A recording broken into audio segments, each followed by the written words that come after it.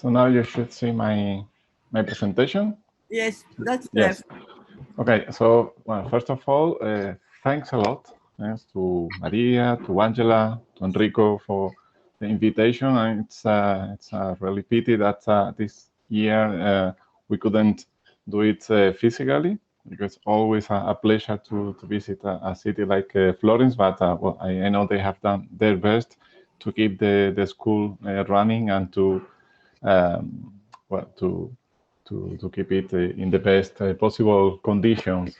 Second, also, I'd like also to say a few words about David Brink, that I had the pleasure. Unfortunately, I didn't collaborate with him on a regular basis as Angela did, but I had the honor and the pleasure to meet him in many conferences, and it was really a delightful person, charming person.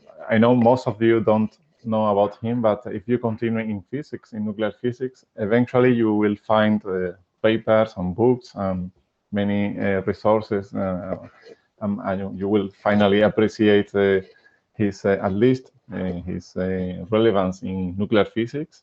And those that had the pleasure to meet him, we also appreciate his as a human being as well.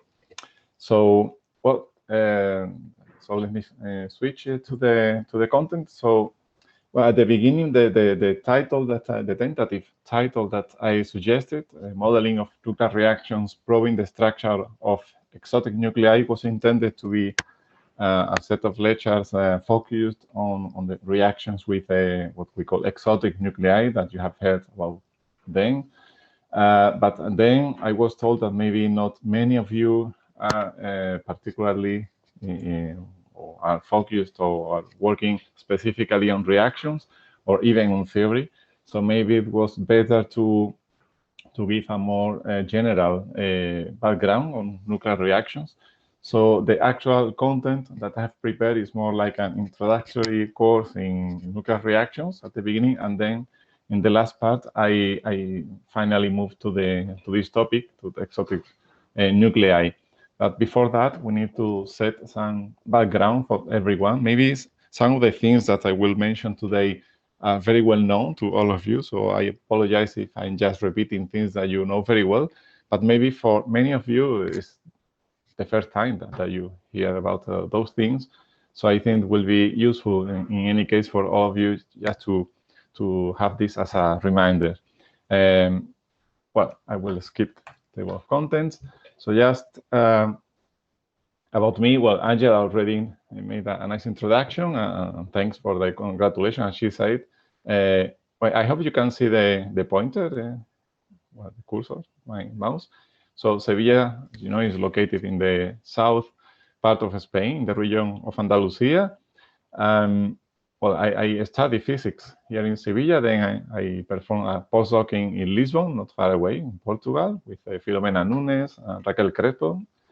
Then I managed eventually to return as a researcher to Sevilla. In 2010, I became associate professor, and actually this is not updated. Last year, as Angela said, I became full professor here in Sevilla. If you have not visited Sevilla, I encourage you to do whenever the conditions allow for that. It's a wonderful city. You can visit places absolutely marvelous, like the Alcázar in Sevilla. Maybe you know more about the city of Sevilla through some movies, some popular movies like Star Wars, for example, that takes place in Plaza España. That is one of the beautiful places that you can visit whenever you have the chance in Sevilla. So I have left, of course, you will have access to the slides.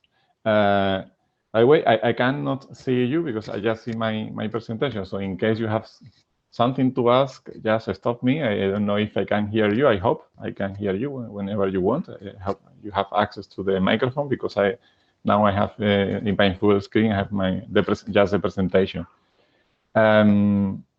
So I will, of course, provide you with the slides, maybe some additional material. And this is just a very incomplete list of recommended bibliography that you might find useful. these are like the books that I normally using, and there are many more books that you can check. And for this course, probably the first one, this introduction to nuclear reactions, is a classical book that almost everyone starting nuclear reactions, I think, should have a look. And this is not particularly recent, and there are more recent books. For example, the one by Ian Thompson and Filomena Nunes. And also, there are some. I wrote some. It's a kind of proceedings of a former lectures, a set of lectures that I gave also in Italy. And you can also find much of the content that I'm going to present. You can find it here in this proceedings. So, modeling nuclear reaction. So far, I believe you have been listening about nuclear structure. For example, last week, unfortunately, I couldn't follow all the lectures as much as I would have liked it because of other duties, but I could, for example, follow a bit the lectures of on ab initio. And there you listen a lot of nuclear structure and the state-of-the-art tools to study nuclear structure. And this is, of course, a very exciting, a very important field. But what I'm trying to convey here, to convince you, is that we need some interface between the experiments and those fancy models. And this interface is provided by nuclear reaction theory. At the end of the day, we want to learn something about the structure, about nuclei, the properties, and so on. And for that purpose, we typically do nuclear reactions. Well, we also have access to, for example, beta decay experiment. I think there is. I listening to me. So there must be some microphone open somewhere. So thank you. So why should we study reaction theory? Well, first, because there are many processes that take place spontaneously, let's say in nature, like for example in stars, or artificially in nuclear reactor, that involve nuclear reactions. So we need some theoretical tools to evaluate the cross-sections. We need to know, for example, the rates at which these reactions take place. Also, as I said, because nuclear reaction theory is the interface, provides the interface between the structural properties of nuclei and the experiments, and through the cross sections that we will introduce in a minute.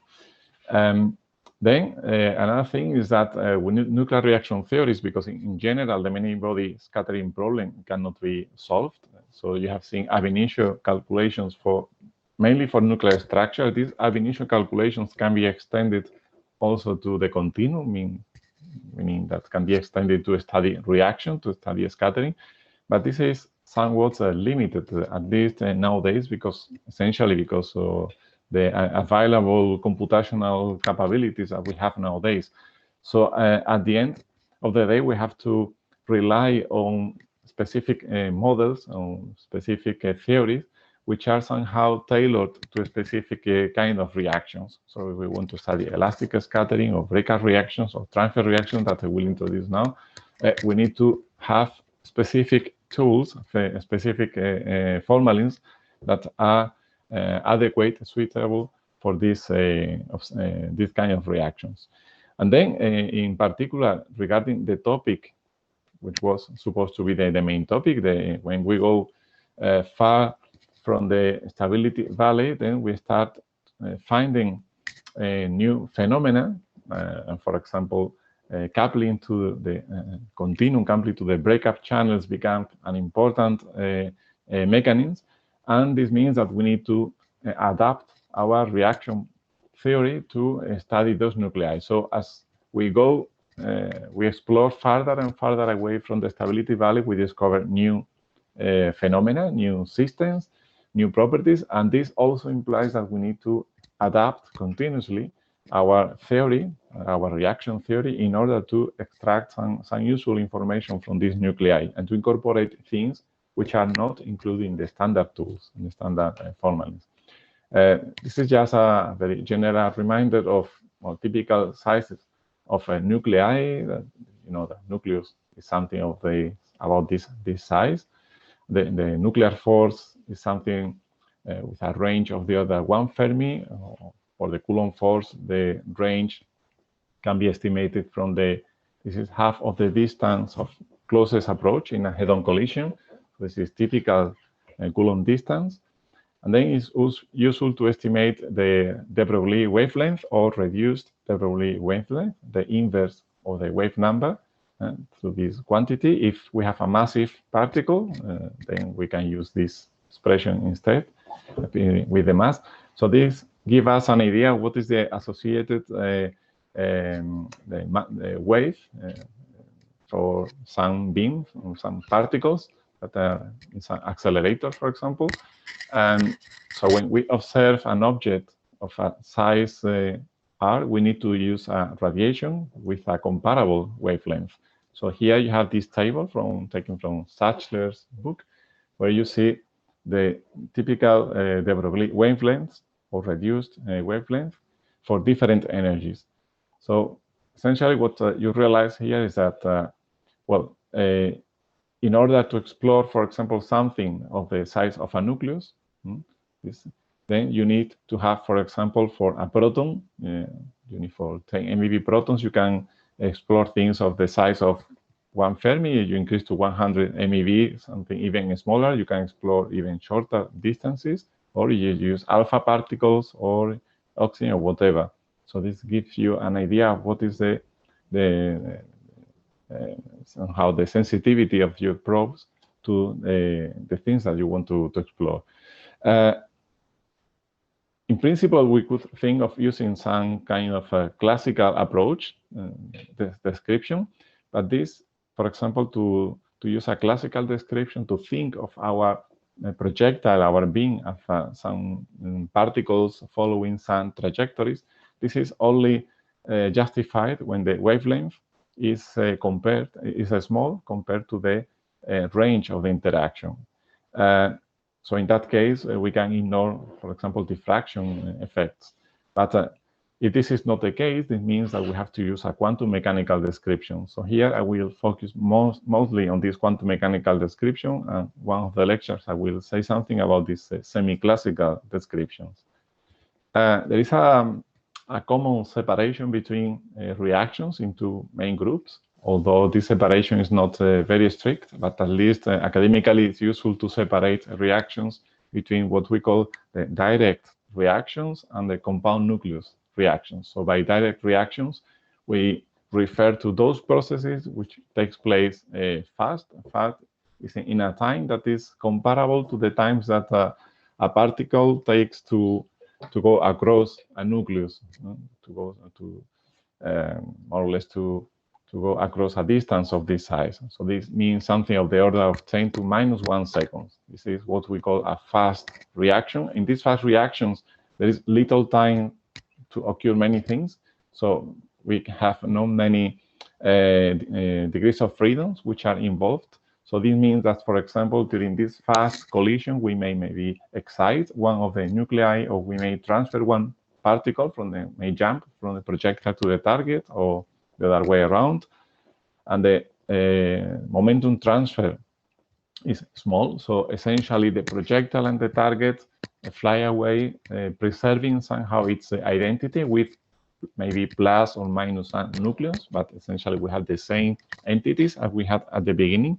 And these reactions are typically forward peaked because they are fast processes, so the ejectiles go in the forward direction, so they are asymmetric with respect to pi-half. On the other hand, we have these compound nucleus reactions, like, for example, we have fusion, complete or incomplete fusion. So the projectile fuses with the target, merges with the target, and forms what is called a compound nucleus. And these are slow processes because in this process, the projectile and the target exchange a lot of momentum, a lot of energy. So there is a process of what is called thermalization. So there is a redistribution of the kinetic energy that is initially in the projectile. So this kinetic energy is distributed among the particles of the target. So they form an excited compound nucleus that eventually may decay. So the term that is commonly used is evaporate, may decay, emitting different particles, may release this excitation energy in form of gamma rays or particles or whatever. So now we have a kind of a loss of memory, because after changing all this energy and then decaying, so the final state does not know very much, or is not related to the initial state. So there is a kind of loss of memory in this sense. So the decay takes place essentially statistically. So these compound nucleus processes are usually studied using statistical models. There is like the Hauser-Feshbach formulas that I'm not going to discuss. While for direct reactions, we use different tools. Some examples of direct and compound nuclear reactions. So we have the simplest process. So imagine a reaction. I wrote, this is what is called a binary process, because we have two systems at the beginning and two systems at the end. And I just emphasize here that there is, in general, energy balance. So there is a release of energy or a gain of energy. That is just the difference between the initial and final energy. So the simplest process, and we will always have this, is the elastic scattering. So the final system are just the same as the initial ones. And so, for example, we have alpha particles on gold. That is the famous Rutherford experiment. And at the end, we have the same system. So the Q value is 0 in that case. In elastic scattering, we have excitation, for example, target excitation or projectile excitation. So again, in this process, we might also excite the target nucleus, so negative Q value, and because we need some energy to excite this nucleus. So the final kinetic energy has been reduced. Then we have what is called rearrangement, or simply transfer processes, in which there is an exchange of one or more nucleus between the projectile and the target. So they change the identity, but still we have a direct process. Depending on the masses, the Q value can be positive or negative. And this is the prototype of a transfer reactions. Is a DP reaction. So it's a reaction induced by a deuteron, in this case with a lead target, and we transfer one neutron to the target nucleus to form lead 209. So this is a typical transfer reaction.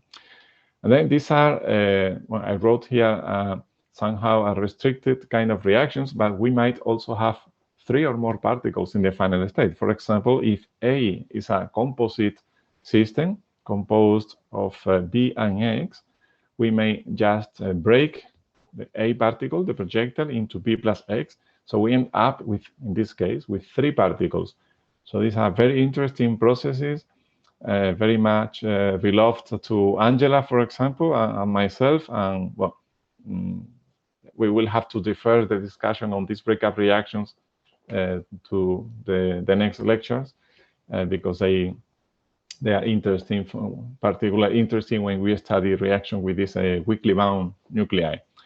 And then fusion is a kind of compound nucleus. It could be a total fusion process in which the whole projectile merges with the target nucleus to form a compound. In this case, this C+. This is just reflecting the joint system, A plus B, that is formed in an excited state because all the kinetic energy for the relative motion has been transferred to excitation energy. And eventually this system that is very excited and goes back to some more stable situation by emitting particles or emitting gamma rays. So for example, a very interesting case is that of capture reactions. So this is the case in which the compound nucleus decays by emitting gamma rays. So for example, we have a proton on gold. This forms this mercurium excited state that eventually decays by emitting gamma rays, and then the mercurium is produced in the ground state. This is one of the main mechanisms of producing heavier and heavier elements in the stars. So these are processes which are studied in the context, for example, of nucleosynthesis or nuclear astrophysics, and these kind of reactions. These are not the only type of reactions that take place in a star or in some more violent astrophysical scenarios, but this is a very important kind of reaction. This is just a cartoon illustrating the same thing. So, for example, here deuteron on beryllium-10. This is my beryllium-10. The deuteron is a bound system composed by a proton and a neutron. So we may have elastic scattering. We may have transfer. So this is the DP reaction that I've mentioned. So in this particular case, we form beryllium-11. We may just break the deuteron into a proton and a neutron. So we have 3 particles in the final state. This is breakup.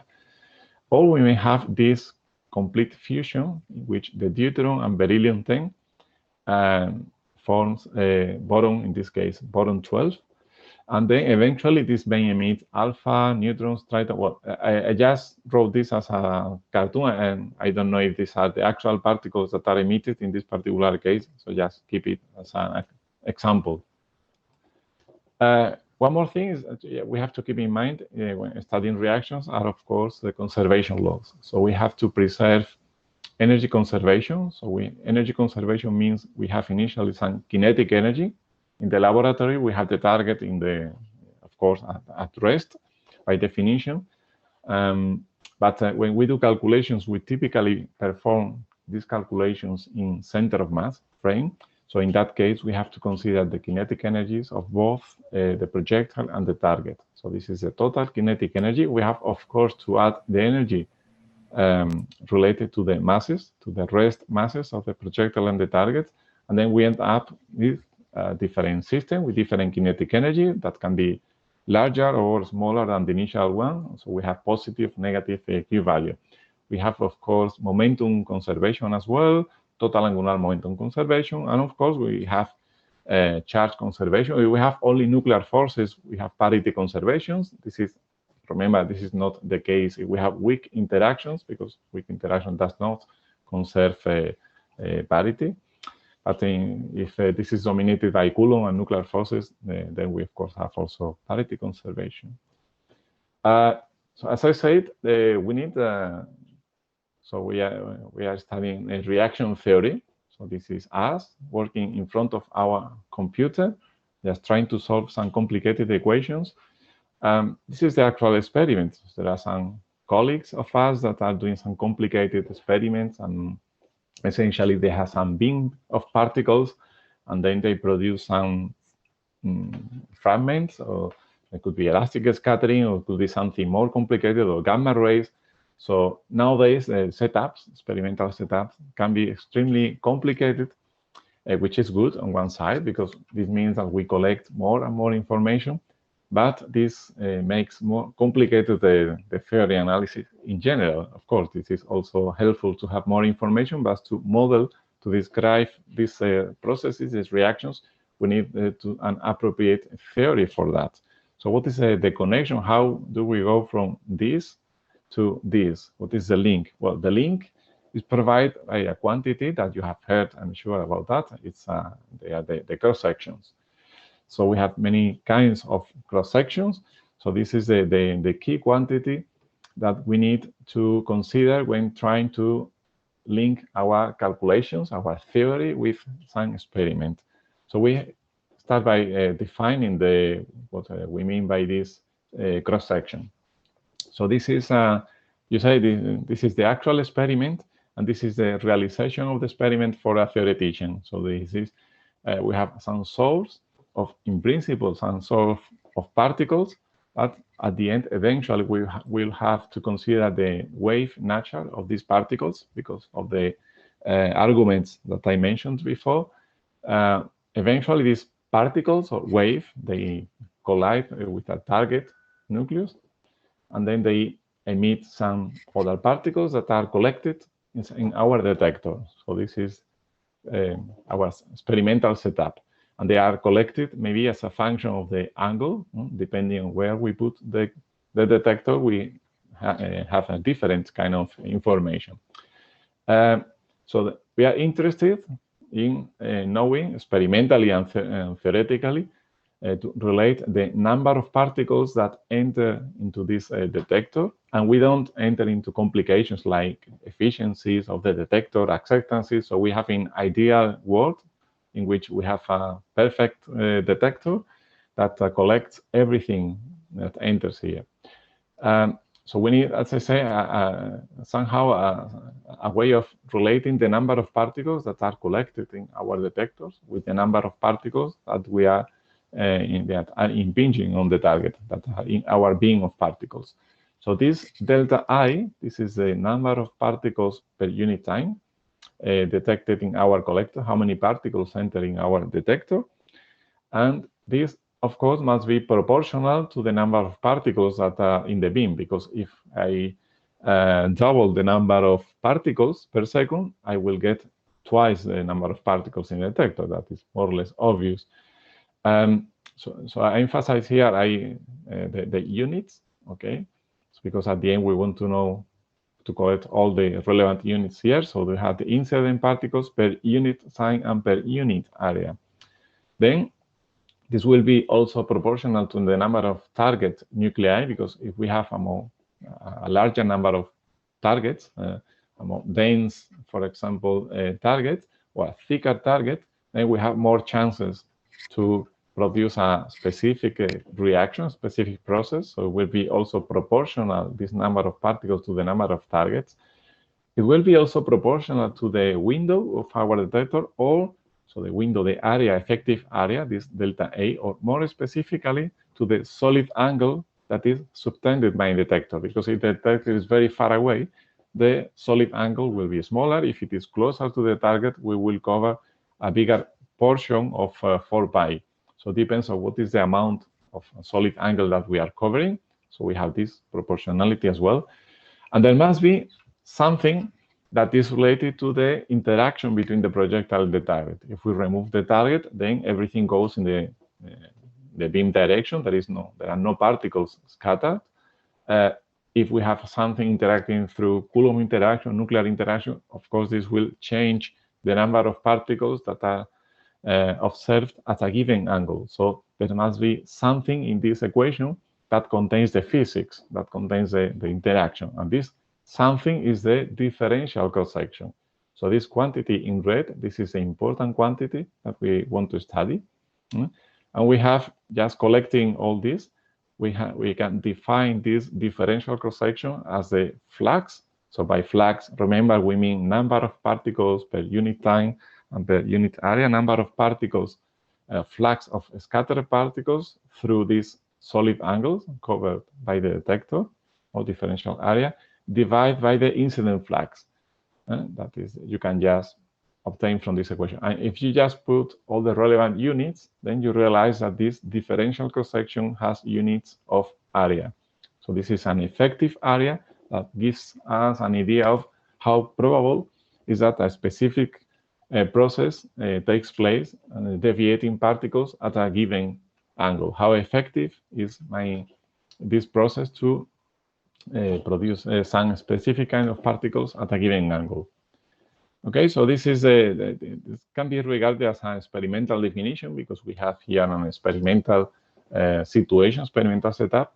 But this definition can be also used from the theoretical point of view. From the theoretical point of view, we know what is the definition of flux. We have the classical definition, but also quantum mechanical definition of flux of particles. So once we have some wave function, we know how to compute the flux, and we will see later on. Let me give some, I know that maybe Angela doesn't like the way of presenting this in this way, and she was suggesting to start with some general scattering theory. But well, let's hope that this works also in this way.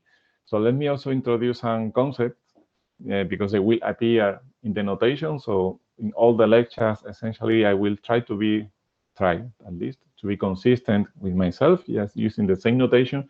So it's better that from the beginning you get more or less used to this notation. So in this language of nuclear reaction, we speak about mass partitions. So mass partition is just a mass configuration of the projectile and the target. So coming back to the example that I used before, so we have a mass partition that we call the alpha partition, that is a deuterium beryllium-10. And this partition can be, of course, in different excited states. So the same partition can be, for example, in the ground state, and this is elastic scattering, or can be produced in excited state. We may excite the beryllium-10, and this is the same mass partition. So we keep the Greek index alpha, but in an excited state. Or we may go to a different mass partition, which means that we have different number of particles in projectile and target. So we have, for example, this is a different partition. So we use a different letter, let's say beta. So we have a beta partition here and gamma. So we have different final states we call channels. So these are the different outcomes of the process. We call this channel. In reality, the word channel is used with different meaning in different contexts. So, but here, this is more or less what we mean by channel. And then in each of these mass partitions, we have some projectile or target, and each of them will have some degrees of freedom and coordinates that we should, in principle, label by all the protons and neutron coordinates, but this would be endless, trying to write all coordinates of particle 1, 2, 3, and the spins and so on. So we use a more economical notation just by using the Xi letter. So these are all the coordinates of the projectile or the coordinates of the target. So this means that we can write, for example, the total Hamiltonian, total internal Hamiltonian of the alpha partition, the entrance partition as the projectile Hamiltonian plus the target Hamiltonian, each of them depending on the internal coordinates. So for each of these Hamiltonians, we will have some set of states, associated states, and some associated energies, which means that my projectile, my target, will have some bound states in general, and then we will have also, we can extend this to the continuum. So we have a set of excitation energies, which are this epsilon. And then remember that different mass partitions will have a different associated Hamiltonian. So here we are just referring to the Hamiltonian for the describing the internal structure. That is essentially that you have been discussing during this ab initio lecture. So imagine that this Hamiltonian is a many-body one. So the solution of this will be one of these complicated ab initio solutions that we have seen before. But we are solving a reaction. So we are dealing with a nuclear reaction. So this means that we have to deal not only with this internal Hamiltonian, the projectile and the target Hamiltonian, we have also to take into account the part of the Hamiltonian associated to the kinetic energy for the relative motion, and also the interaction between the projectile and the target. So this V, this projectile-target interaction, will depend at least on the relative coordinates between them. Right? For example, we have nuclear interaction will depend very much on how far they are from each other. It may depend also this interaction on the degrees of freedoms on these coordinates. And the reason or the consequence that this V depends on this coordinate means that this V interaction is responsible for producing changes like excitations or changing nucleus or whatever. So this dependence here is essentially if we want to describe any non-elastic process. And now it seems everything very abstract and very general, but eventually we will go to more specific situations and you will see more concrete examples of this Hamiltonian. So ideally, we want to solve the scattering problem. We know we need to solve this the Schrödinger equation, and we can solve the time-dependent. If we are very ambitious, we would like, since we have some dynamical process, some time-dependent process, and we have initially a projectile that is far away from the target, approaches the target, something happens, and then they fly away, the different fragments. So this is a time-dependent process, clearly. So ideally, we would like to do a time-dependent description. And this is not impossible, but it's difficult. So I can recommend you, there is a nice chapter at the beginning of all the books that is actually not in the list that I mentioned at the beginning by Norman Austen, but I'll try to incorporate this in the list, describing this time-dependent description of reactions. But most typically, we will use a time-independent description, which means that we need to obtain the solutions of this Schrödinger equation for the total energy, that is the energy of the process. So this is in principle, the goal of scattering theory is to solve this equation with some appropriate boundary conditions. So going back to our experimental setup, so remember we have a source producing some particles, but we know that when we are doing here a quantum mechanical description, so we have to abandon the concept of particles, even if it is useful, and many times we will keep saying we have particles colliding with target, but we know that what we have in reality is a series of waves. So these blue lines somehow reflect the waves associated to the projector, to the beam. Then these waves will interact with the target. So you can think, or at least I think it's useful to think of this like waves in water, for example, in a pond, or in a lake. So you have some waters, and there is a stick, for example, somewhere. And so when these waves collide with this obstacle, with this stick, you will see some surface waves. And this is essentially what we are observing here, but we have to think of this in 3 dimensions, not in 2 dimensions. So we have waves that are going away in the 3 directions. So these waves that go away in the 3 directions, they are called spherical waves. And by now I don't write the expression, it will be in the next slide. So essentially the solution of our Schrödinger equation, if we are to describe a scattering process, we know that we have to construct a solution with some particular, let's say, boundary conditions, some specific constraints. So now the notation will complicate a bit because we want to specify the kind of solution. So essentially this notation is just to specify that we have incident waves, some plane waves in the channel alpha. That is, remember, alpha is always our initial partition, so alpha, and we have a plane wave that is representing the beam of particles, and these particles are in the ground state, so we multiply this by the wave function that represents the projectile and the target ground state. So we have in this partition alpha, we have some function that corresponds to the ground state of the projectile and the target.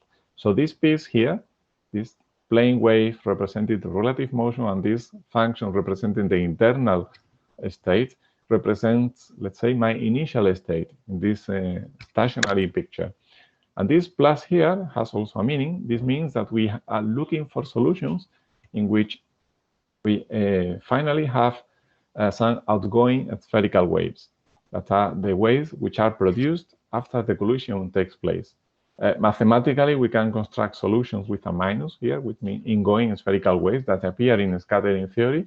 But here we are interested in the plus, in the outgoing spherical waves.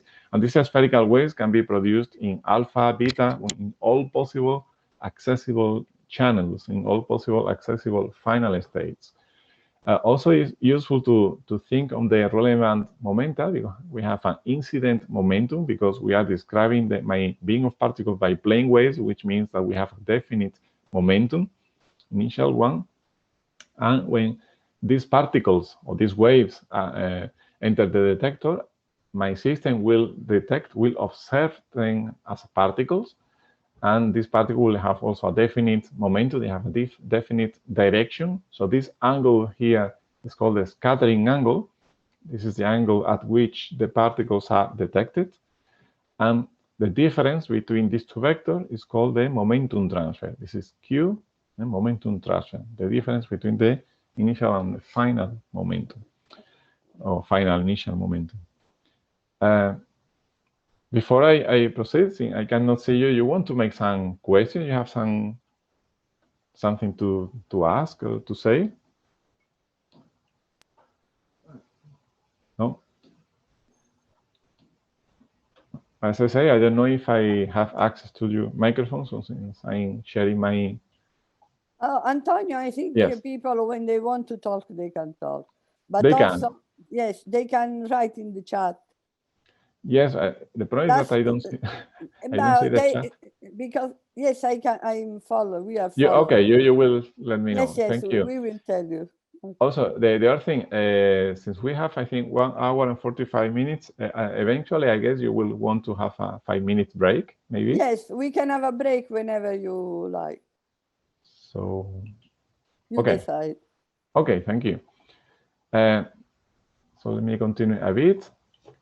So now things will start to complicate a bit because now we want to, these spherical waves, we want to put in a mathematical way. So these spherical waves mathematically are described by things like that. So this is a plane wave. We have a definite direction. So this is a vector, and this vector is pointing to the beam direction. This spherical wave, there is no vector here. So these spherical waves are just expanding in the 3 directions without a preference direction. And we have spherical waves going out in the same state as in the initial state. So they are multiplied by the wave function representing the ground state. This is just elastic scattering, but we can produce, in general, particles in different states. For example, we may excite the projectile or the target. So we will have a different momentum. We have a spherical wave that looks very much the same as this one, but with k alpha prime, which means a different momentum, but the same coordinates are alpha. This is inelastic scattering, and this one will be multiplied by some different state, the excited state of the projectile and the target. But also, we can look at different configurations. So we may produce different kind of particles if we have transfer reaction or something else. Then we will have also spherical waves associated to beta or gamma or to the other channels, and multiplied by the corresponding wave functions. So here you see there is only plane wave for the elastic scattering, when there is no plane wave here, because we don't have initially particles in the beta state. So these beta states are just created, let's say, after the reaction takes place. And actually, what we are writing here is just the asymptotic form of the wave function. The wave function during the interaction can be something extremely complicated, but what we are just considering here is like what it is the form of this wave function when we are sufficiently far away from the target, when the interaction between them is already small enough, has vanished. So in that case, we just have products of these spherical waves times these internal states. And this asymptotic form is actually very relevant because the cross-section, the differential cross-section, the one that we had defined before using this kind of operational definition, so this cross-section turns out to be just related to the coefficient multiplying each of these spherical waves. So here you see I have written this f, a function of the angle. This spherical wave will be modulated somehow by a function because we don't have isotropic distribution of particles. And remember, for example, in Rutherford scattering, we have most of the particles going in the forward direction, and then it drops very quickly with the angle. So there must be something, some function here, depending on the angle and depending on the kind of interaction that we have. So this modulating function, this f, is called the scattering amplitude. This is the scattering amplitude. And we have two indexes here, alpha, alpha. So we have to read from the right to the left, which means we start in the state alpha, we end up in the state alpha, that is the scattering amplitude for elastic scattering, or we start in the state alpha, we end up in alpha prime in elastic scattering, or we start alpha, we end up in the beta, that is a different mass partition, beta. So in any case, if we have a way of computing this wave function and then look at the asymptotic behavior and then then we can just immediately compute this F. This is just the momentum or the energy conservation, because total energy, that is the sum of the kinetic energy given by this, plus the internal energy, this epsilon, remember, corresponds to the excitation energies of the projectile and the target. So different states will have a different balance between kinetic energy and internal energy, but total energy has to be conserved asymptotically.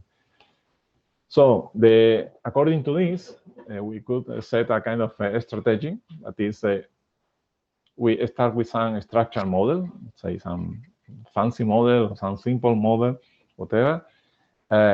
We solve in our best possible way the Schrödinger equation, this many-body Schrödinger equation, and we look at the asymptotic behavior of this Schrödinger equation, this phi plus. So asymptotic behavior, remember, is this thing. Once we have this asymptotic behavior, we just have to project this function onto this final state in which we are interested. So we just project this, which means project this. If these functions are orthogonal, then we just get the desired portion of the wave function. So we just have to look at the coefficient of the spherical wave. And once we have the scattering amplitude, we have the cross-section. That is ideally what we would like to do, but this is not what we can do in practice, because this psi is a solution of an extremely complicated many-body problem that in most of the cases cannot be obtained. And also the number of channels, the number of alpha primes and betas and so on is huge. So we cannot solve this exactly, because this would mean including millions of final states. So this, of course, not practical. So this approach, that is the ideal approach, is not feasible. So what we have to do is to find some approximate solution of this equation, this approximate phi, or also an alternative. Directly, we can obtain an approximation to this. And for that, we will have to simplify our many-body problem. And this is what I would like to show here. This is a complicated stuff, but from this slide, I just want that you get one simple message from this complicated thing, that is the concept of the model space. So as I said, there are millions of accessible states in the actual problem, but maybe we are not interested in all of them. Maybe we are doing some inelastic scattering experiment. We are working with some colleagues, and they are just trying to populate some state by inelastic scattering. So they are doing inelastic scattering. The problem is that in the experiment itself, they cannot switch off the other channels experimentally. But from the theoretical point of view, we can make a formal separation between those states in which we are actually interested. So imagine we have elastic scattering will be always present and will be always important. So the group of channels of a state of interest will include at least elastic scattering and some other states, maybe. So for example, inelastic scattering. And then the other channels are represented by this Q. So this is a formal separation of our total available space. And we can also do this in terms of the wave function. We can write the portion of the wave function that contains the path of interest, and then the rest of the wave function. And just by inserting this into Schrödinger equation, we can just split this Schrödinger equation into two equations, like two coupled equations, these P and Q equations, and they are coupled because the equation for the P contains the Q, and the equation for the Q contains the P. And here there is a short notation, this PP, this is just a projection of the Hamiltonian in the P space. So this PQ is PHQ, etc. So these are just projected Hamiltonians. And we would like to eliminate from these two equations, at least formally, we would like to have an equation for psi P. So this means that we can obtain formally psi Q from here and replace it here. So we end up with an equation of this kind. So this is an equation for psi P that contains this HPP. This is the projection of the Hamiltonian in the P space. So this is just the Hamiltonian restricted to our model space, the Hamiltonian that contains, for example, only elastic scattering or only elastic like inelastic scattering. And then, of course, the Q, the effect of the other channels, the effect of the other states must be somewhere, because the different channels are connected, because the total flux must be preserved. This means that if we have a transfer channel, this transfer channel is removing flux from the elastic channel. So this means that the elastic channel will be affected somehow by the transfer. So we cannot ignore completely. So this effect of the other channels, so that we have neglected, is contained here. So this is just a formal way of separating this, but this does not solve our problem, because the Q is here. So we can interpret this complicated thing as we start in the P space, for example, the P, we can couple somehow. We go from the elastic channel to the transfer channel, the Q space. We propagate here. This is a propagator, so complicated things happen in the Q space. So from this transfer, we can go to 2-particle transfer, 3-particle. Many complicated things can happen. This is this propagator here, and we end up in the from Q again to the P state. So this is somehow reflecting how the states in the P channel are affected by the Q states. So this, as I said, by itself is not very useful, because we have all the complications here, but this can be thought as a starting point for approximation. This tell us that in principle we could replace our original Hamiltonian by some effective Hamiltonian, that is HF, this effective Hamiltonian. Maybe we will not have access to the true or to the exact effective Hamiltonian, but we can replace this effective Hamiltonian by some approximate, some model Hamiltonian that contains somehow approximately the effect of the Q space. So this form gives us, for example, is telling us the energies here. So this term here is energy dependent. It's also actually non-local. It's well, it depends on angular momentum. It's something very complicated, but in practice we can reduce this to something or approximate this by something that we can handle. So this is the first thing that we do. So recognize that instead of working with the actual Hamiltonian, we will act with some effective Hamiltonian. This effective Hamiltonian will be complex, will contain real and imaginary parts, and will be energy dependent. So these are two main features that we have to keep in mind when solving the problem. This is similar to what happens in, for example, in nuclear structure. When you solve shell model, when you do shell model, in the shell model you have, depending on which nucleus you are studying, you have different effective interactions. So you are working with nuclei in the T shell, you have co-incurrence interaction, whatever. You go to the SD shell, you have some other effective. So these effective interactions are have the same meaning as here. So they are interactions which are meant to represent just the properties of the system, of the Hamiltonian, when the problem is solved in a restricted model space instead of in the whole model space. Okay, so this is the only message you should get from this slide.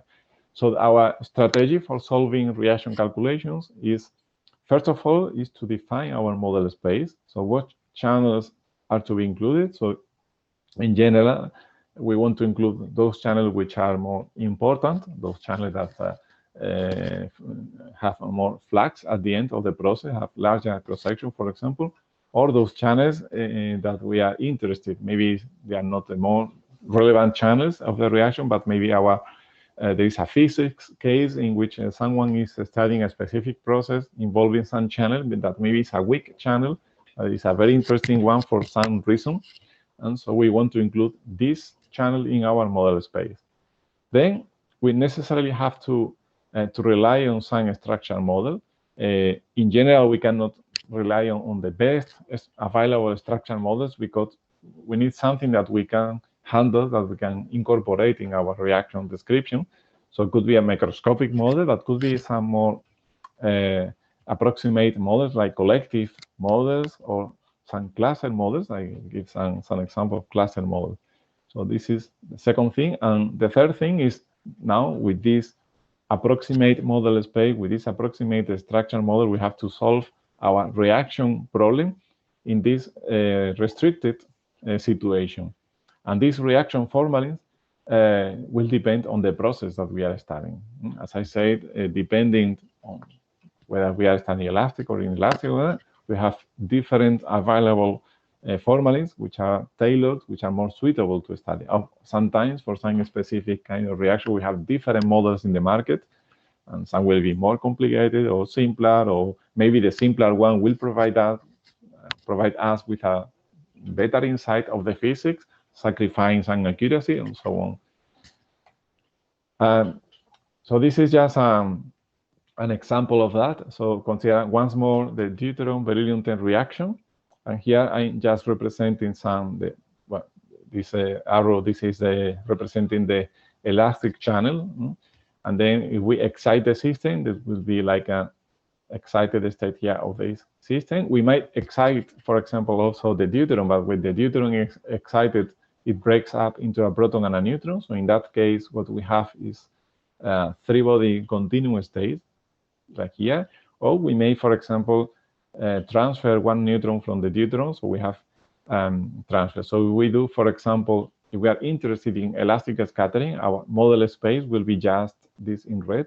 If we are to study inelastic scattering, we have to enlarge our model space to incorporate beryllium, for example, beryllium-10 excitation. So this is our model space.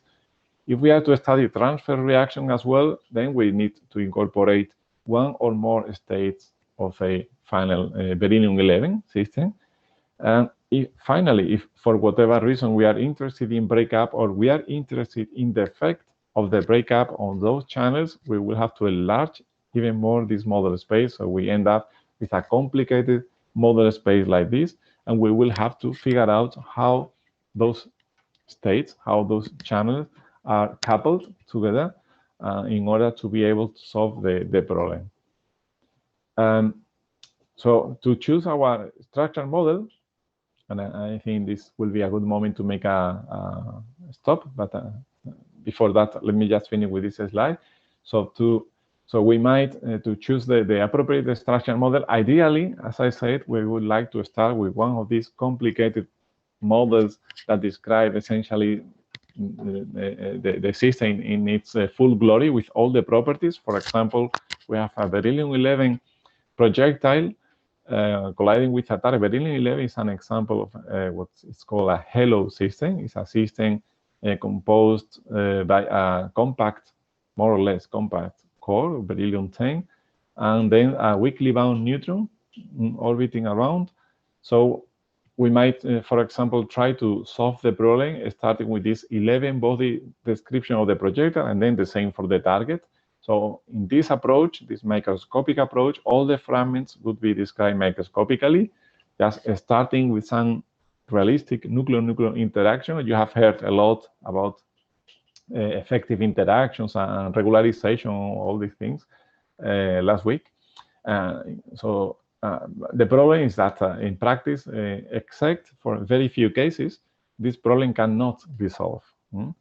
So we have to go to a much simpler description. This is a many body. We go to maybe a few body description in which we say, okay, let's be less ambitious.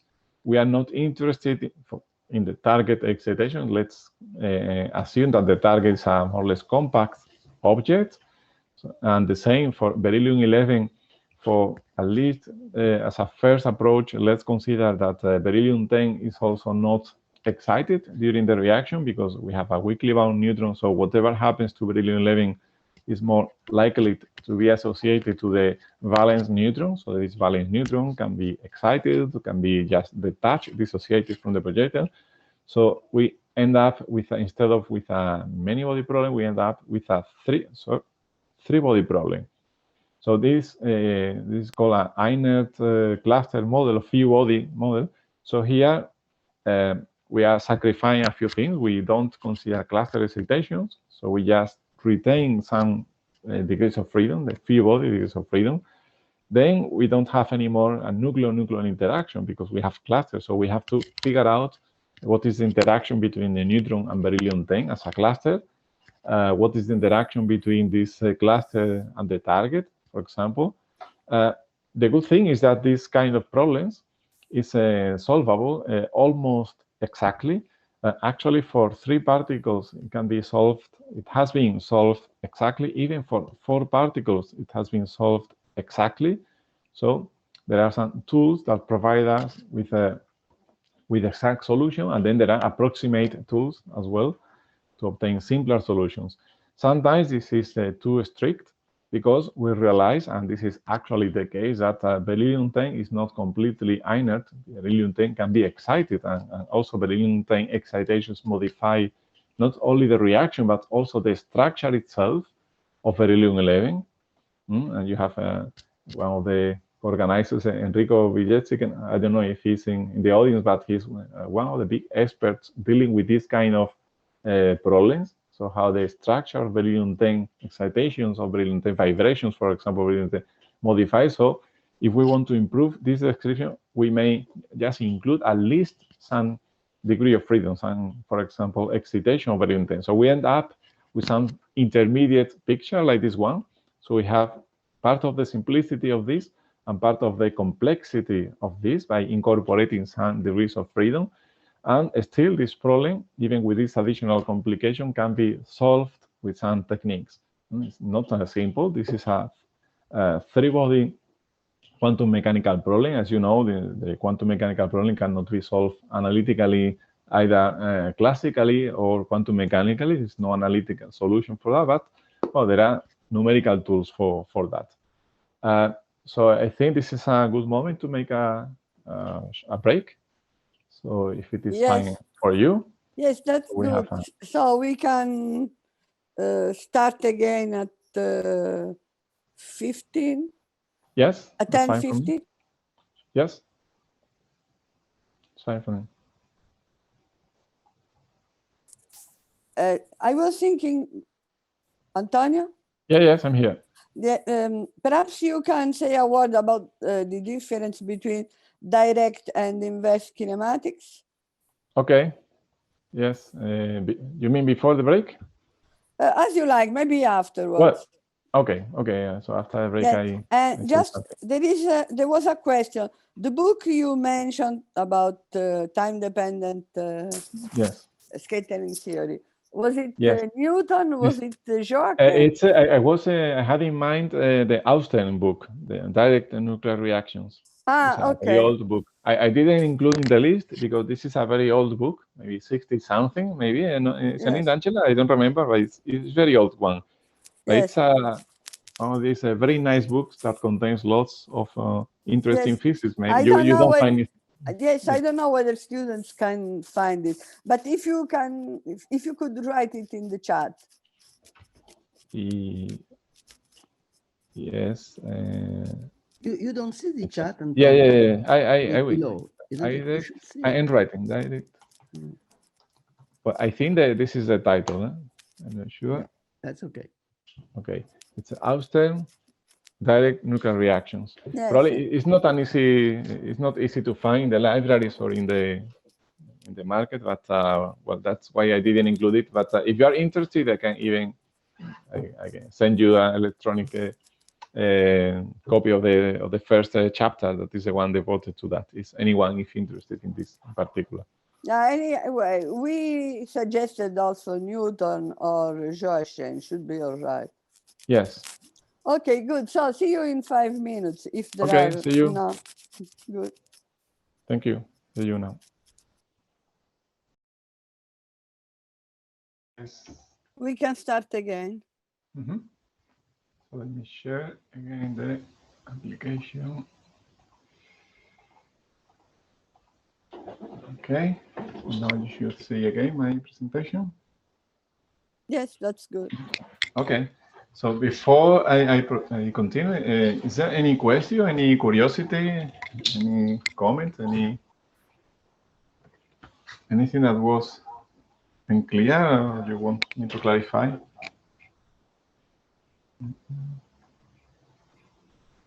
No? Okay, so sorry. Okay, so I will continue. So Angela was suggesting me to say something about normal and inverse kinematics.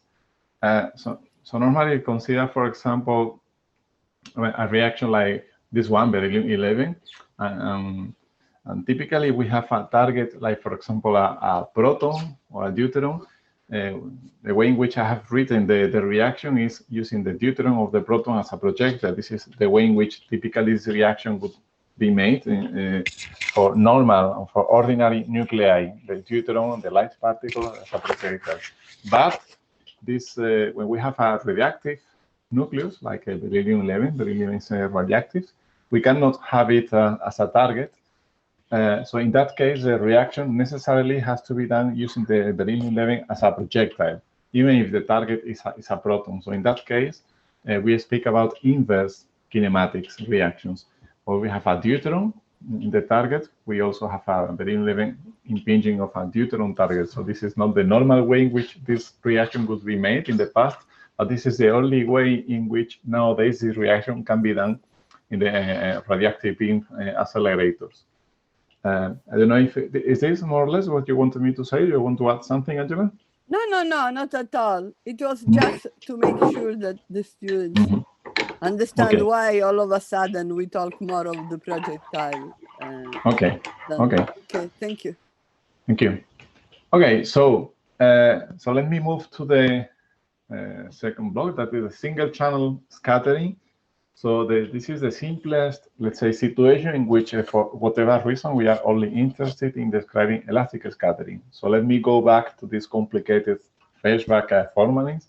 So in this particular case, the P space, remember, that is the portion of the space that corresponds to the channels and we are interested, just contains elastic scattering. And then the Q space is everything else. So we just repeat the same derivation as before. And as a result, we end up in an equation that is a Schrödinger equation, not for the total wave function, that is the one that we never are able to compute, but this restricted, is projected wave function on the P space, elastic scattering. So this is an Schrödinger equation that will provide us with the elastic scattering only. But this equation contains the effect of all the other channels. And this effect must be contained in this calligraphic V. This is an effective interaction. So this effective interaction will contain the bare interaction, that is just the interaction in our restricted model space. I'll show you in the next slide, but also contains the additional contribution that comes from the coupling, let's say, from the effect of the other channels. And this is called, in the literature, this is called bare interaction, and this is called polarization potential many times. Plus polarization. So the solution to our problem, to our question, is to write the interaction. This is a possible way of approaching the problem, is to write the interaction as a bare interaction plus a polarization potential. The problem, as I said before, is that this V is in general very difficult, very complicated, so we have to replace it by some phenomenological and complex interaction. So imagine that somehow we are in this situation, we want to solve the problem in this situation. So how do we obtain the bare interaction? Well, this is an example of how this can be done. This is using what is called a folding procedure. So consider that we have, for example, a proton, or nucleon, and a nucleus, nucleus scattering. So a way of deriving this bare interaction is by folding the nucleon interaction. What's nucleon interaction? This is a good question, but maybe not from here. We have to use an effective nucleon interaction, and there are several in the market that I will not describe here. And then we have to convolute this with the density. Suppose this is the target of the target nucleus. So this is a convolution in which this density contains just the ground state density. So this is a bare interaction because this equation doesn't know anything about excited states of this, right? Or if we have two nuclei, we have a nucleus problem, then we can just extend the same idea and use a folding of nucleon interaction, effective nucleon interaction, with the ground state densities of the projectile and the target. So this is a possible way of obtaining the bare part of the interaction. Then, of course, we have to incorporate somehow this additional polarization potential. Also notice here that is the interaction V is real, some of these effective interactions are real, then the bare interaction will be real, but then we will have in any case contribution of a complex imaginary potential coming from this polarization potential. This complex potential, this imaginary potential, is meant to describe the effect of the flux that is leaving the elastic channel. So at the end, even if we are only interested in elastic scattering, this total flux will be reduced because part of this flux will go to other channels. So even if we are not describing those channels explicitly, we must account for their effect. And part of this effect is to reduce the flux that we can describe effectively using a complex interaction. So this is the simplest and most popular way of representing this, the potential. So we may, as an alternative to this approach, we may just use a completely phenomenological description and say, okay, I know that in any case, my effective interaction will be something complex. The part coming from the nuclear interaction will be more or less short range and will follow more or less the density of the nuclei. And then I will have to add somehow some Coulomb interactions. We have charged particles. So we just use this phenomenological approach in which the Coulomb potential is, for example, the Coulomb potential due to a uniformly distributed charge, a positive charge, that is this expression, analytical expression. And for the nuclear part of the interaction, we use a completely phenomenological description, and this is the popular Good-Saxon parametrization that must contain both real part and imaginary part. These are just inverted Fermi distributions. I say inverted because the real part will be typically attractive. The nuclear interaction is attractive, at least for larger distances. And then we will have some, again, negative, some absorptive imaginary part that is taking care of this flux removal that I mentioned before. So each of them contains three parameters, the V naught, the radius, and the diffuseness, and typical values are given here. So sometimes, instead of using the total radius of the interaction, we use what is called a reduced radius, and the reason is that this reduced radius is more stable as we go to across the table. We change the mass of the projectile and the target, so this scales approximately with this factor. So reduced radii of the order of 1 point something, the diffuseness of this order. These are typical values for, let's say, normal nuclei. As we go with the path, we go away, we deviate from this, we go to more exotic systems, then we may find, and I will show you an example of values which are very different from those here. So these are indicating us, telling us that there is something odd going on for these nuclei. So now that we have some, so remember we have to choose our model space. In this case, our model space is elastic scattering. We have to choose the interaction, and we have already some interaction, this one, for example, or the other one that I've shown before. And now we have to solve the scattering problem.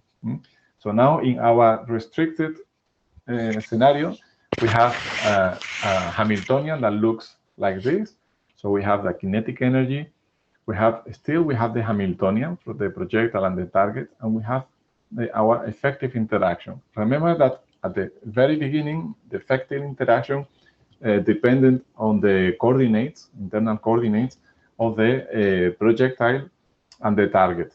But here, since we are only describing elastic scattering, we don't have this dependence anymore. So now this interaction depends only on the distance. So you see here, so this depends only on the distance. So since we have somehow decoupled, so this interaction, what this means is that this interaction cannot describe explicitly excitations, but the effect of those excitations are somehow incorporated in the form of this interaction. So since we have decoupled these two coordinates, these relative coordinates and the internal coordinates, the solution, the wave function, can be also factorized into functions. One that is just the solution of this Hamiltonian that will depend on the model that we have chosen. So this is just the ground state of the projectile and the target. And then some function, this chi function. And this chi function is a solution. So when we insert this into the Schrödinger equation, then we end up with an equation for this chi. So we assume that we know this because we have some structural model. So we, by definition, we have this, but we don't know this. And remember, this is the total scattering that contains, must be obtained with some specific boundary conditions. So this plus here and here is just to remind us we are interested in solutions of this equation. So this equation contains the effective potential and contains the kinetic energy here.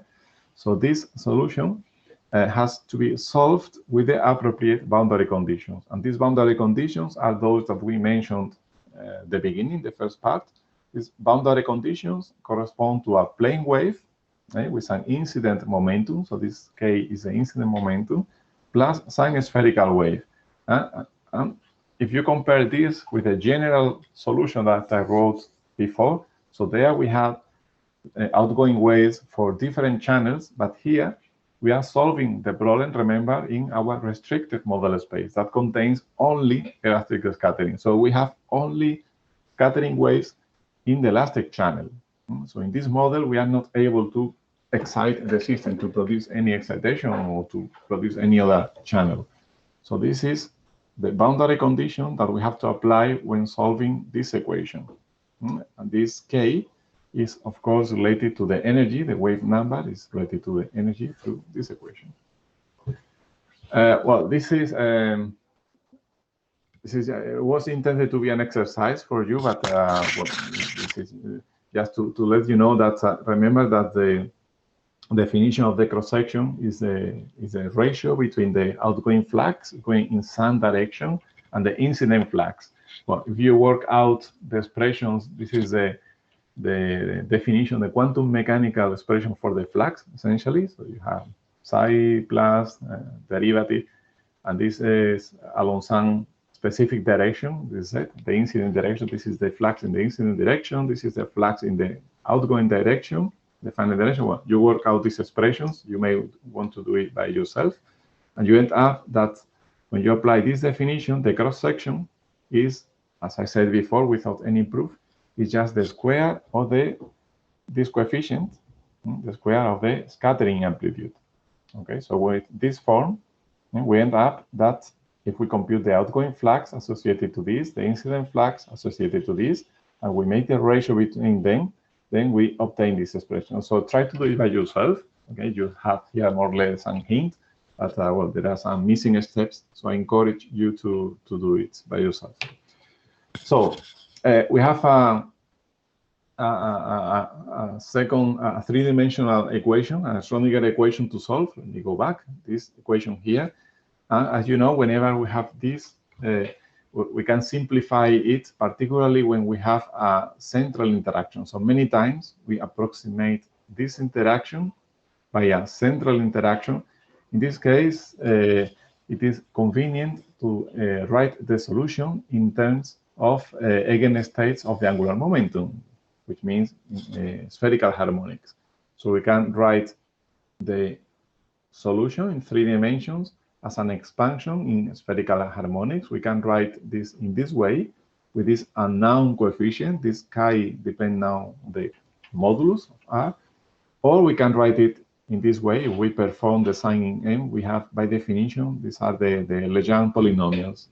Okay, this way or this way. In any case, we have an expansion in terms of the angles. Okay.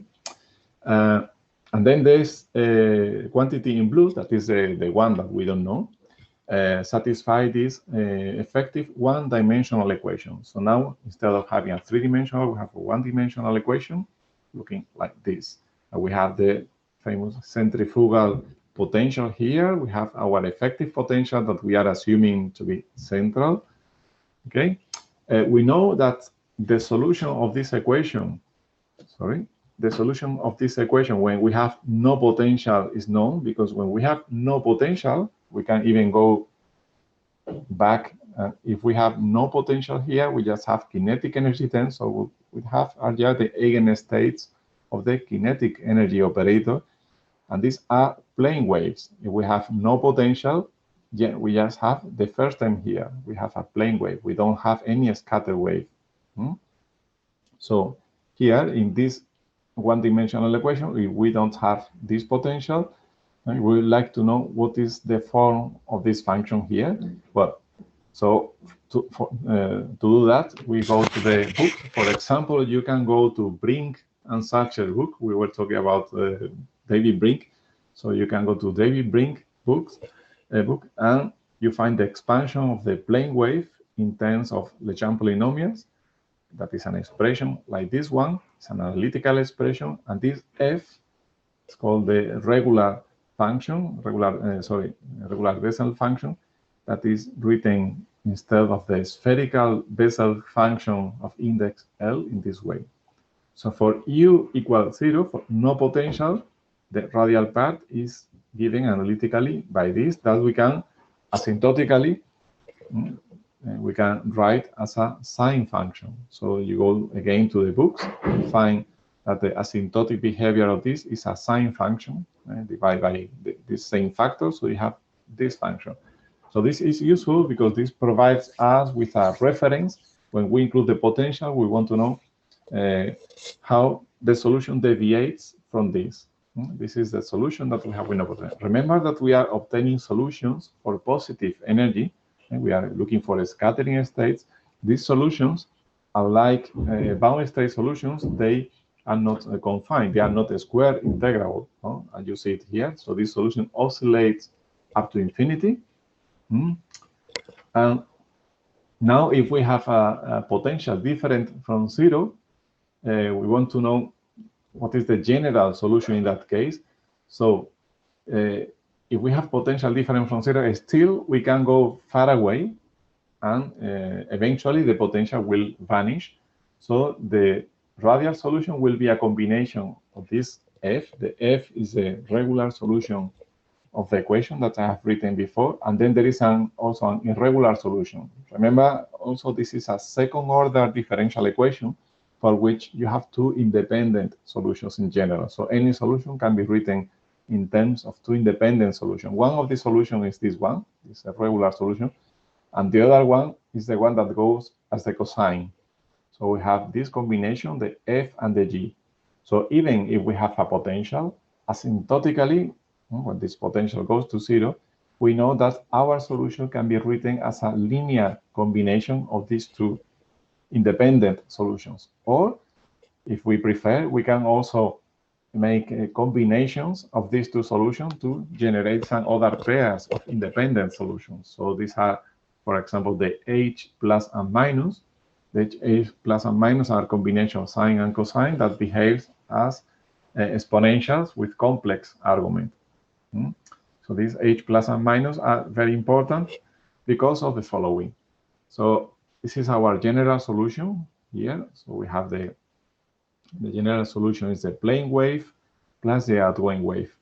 When we have no potential, then we have seen that from the analytical expression of the plane wave, we just have the regular solution f, and there is no scatter wave.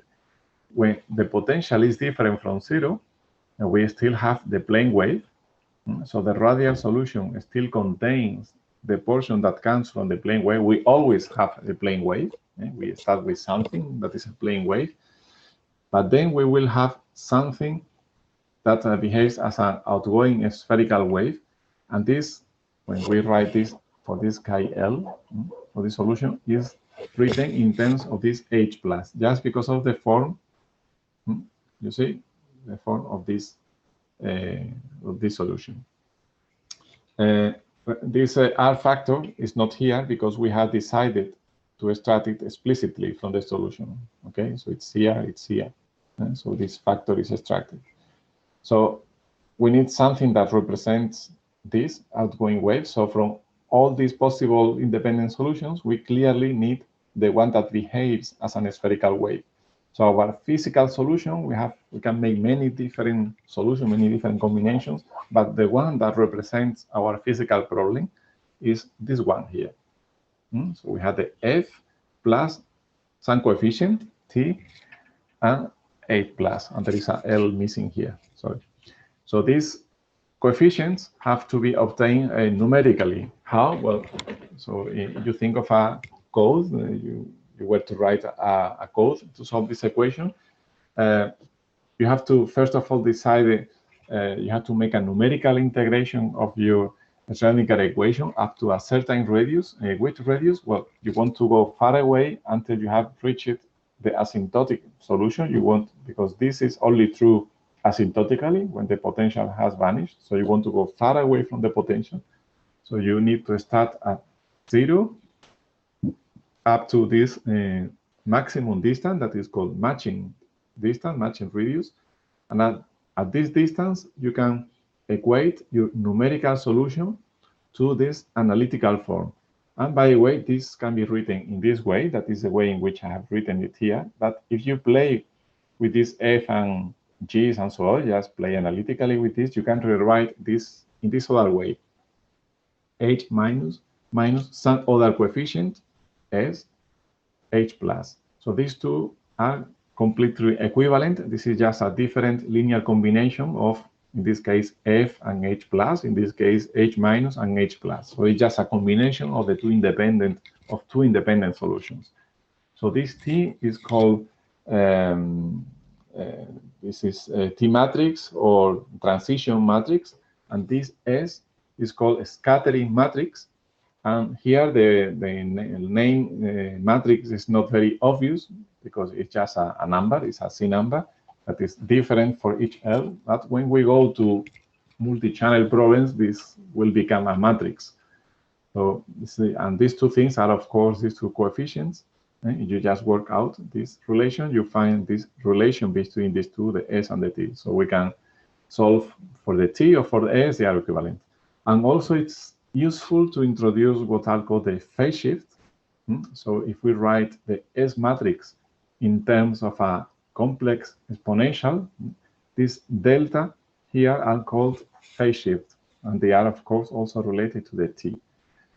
So we can write, just to summarize, this psi in solution, this chi solution in terms of this F and H with the T's, the S matrix, or in terms of the phase shift.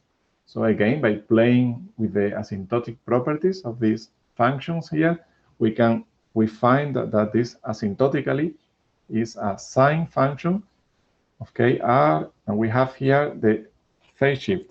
So this is to be compared with the solution for the plane wave. When we have no potential, we have just the same argument, r minus L by half, and the only difference is this delta, well, plus this coefficient that can be regarded as a normalization. But the only difference of having the potential asymptotically, the only effect of the potential, or all the effect of the potential, is in this delta. So these phase shifts are very important quantities, because when we do a scattering experiment, we don't have access to the wave function in the interaction region. We don't know what's happening. We cannot put our detector at 1 Fermi. So all the information that we have from a scattering experiment comes from the asymptotic region. For distances, which are macroscopic distances, which is in practical term is infinite. So all our information comes from the S matrix or the T matrix or the phase shift, as we wish. So we want to know what is the physical meaning, what physical information can be obtained from this phase shift. So let me give us some physical interpretation of these quantities. So starting from the S matrix. For the S matrix, remember the solution, we have a kind of effective one-dimensional problem for each angular momentum. So for each L, we solved independently an equation. And the asymptotic solution was written this way. And here, just by convenience, I have written this one. So we can think here that we have some kind of in-wave wave that interacts with the target nucleus and produce outgoing waves. So the S contains the effect of the potential. If there is no potential, the S is equal to 1, and then this will become just the F function because of this relation. So if there is no potential, this S is equal to 1, and just we have an ingoing wave and outgoing wave that combine to give the plane wave. If we have potential, this S will be a complex number with real and imaginary part, and we can also think on the deltas, on the phase shift. So this is the interpretation of the S, is how the interaction modifies the outgoing spherical wave. So the S is the coefficient of the outgoing spherical wave for a given partial wave. By the way, I think I didn't define it explicitly. When we say partial wave, we refer just to a given orbital angular momentum. So this is a partial wave, L. So the square of this is related. So you can go back again here, the modulus of this. So this is related, this coefficient, to the incoming flux. And then the modulus of this will be related to the outgoing flux. So the modulus square is actually called the survival probability for a given partial wave. So it tells us how much of the flux has been lost in this partial wave. If the modulus is 1, so we have a real interaction, necessarily the flux is conserved. Whatever enters the interaction region has to come out. And we preserve the flux, and then the modulus of this matrix is identity 1. And the phase shift is the modulus is 1, just because of the relation between them. Then the phase shift has to be a real quantity. So a real phase shift is associated with a real interaction. If instead the interaction is complex, part of the flux is lost. We don't know where it goes because we are not describing explicitly the Q states, but it has gone somewhere, and this means that this flux has been subtracted from the elastic scattering. So the modulus of the S matrix is smaller than 1. And then the phase shift becomes complex. It cannot be larger than 1 because we cannot create flux. We cannot have more flux at the beginning than at the end, a total flux. Then another property is that for large values of L, the S matrix tends to 1, and I will explain this in the next slide.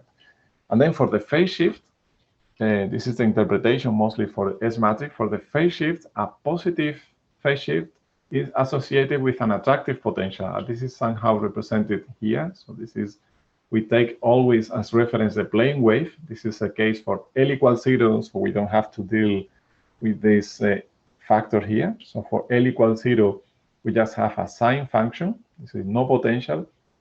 If we solve the Schrödinger equation for an attractive potential, then this is compressed inwards, and this corresponds to a positive phase shift. If we have a repulsive potential, then it's the opposite. Then this is a stretch, the wave function in the interior. So this is shifted outwards, and this corresponds to a negative phase shift. So by studying phase shifts from scattering, we can obtain information about the nature of the interaction for a given partial wave, whether this interaction is attractive or is repulsive. And as I say, if there is no potential, then this matrix is 0.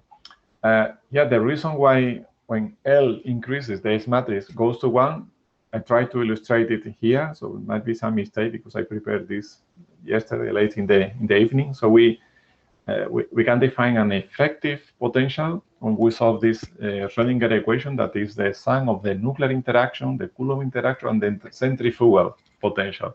So when L increases, the centrifugal potential will also be larger. And this means that the projectile will not be able to approach to the target. So you see it here. So this is the effective potential, including this centrifugal barrier for L equals 0. This is just the nuclear plus Coulomb potential, L equals 2, L equals 4, etc. So classically, these yellow dots represent the turning point. So the system will approach until this point. For L equals 0, it can go inside and feel the nuclear interaction. So for L equals 2, it will bounce back here, L equals 4 here, and so on. So for large L, the projectile will not penetrate in the region where it would fill the nuclear potential. So in that case, it's like not having interaction, nuclear interaction at all. So for large L, we have, again, the S matrix is 1 because it's like the situation in which there is no potential. This is an example for the nucleon system. So this is proton-neutron phase shift, proton-proton phase shift. So this is just to explain the meaning of the phase shift with a practical example. So this is the phase shift depends on the configuration. So these are phase shift or a given configuration. This corresponds to L equals 0. This is the spectroscopic notation. L equals 0 between the proton and the neutron. This corresponds to the spin state. Total spin equal 1. So this is 2s plus 1. And this is total angular momentum. So this is the configuration, proton-neutron with J, total angular momentum 1, and total spin 1. This is actually the configuration for the deuteron bound state. But we are here studying not the deuteron bound state. We are studying the continuum of the deuteron, the proton-neutron scattering. So this is how the phase shift looks like. And this can be inferred from scattering experiments, by the way. And this is the same thing for the proton-proton. By the way, you see here that there is a different configuration. We cannot have this configuration here, proton-proton. Why? Can anyone say why? In the chat, maybe?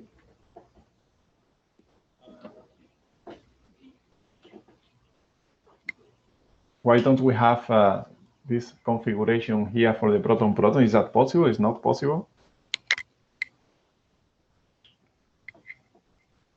I think I have access to the chat here, hopefully. Yes, correctly. So this configuration is forbidden for proton-proton because we need to have L plus S even.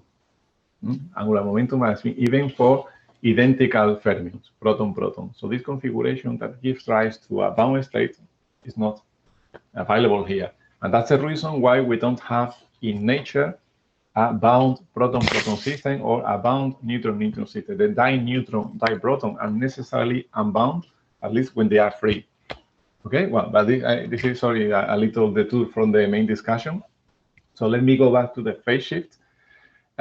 So from this picture, and according to what I have said, we have a positive phase shift for Pn and also positive for Pp. And this means that the proton-neutron and proton-proton are mostly attractive, at least at this low relative energy. Look, I'm going here to relatively high energies, and actually this phase shift becomes negative. And this is related to something that the other day, Rob, he was mentioning about the repulsive core of the nuclear-nucleon interaction.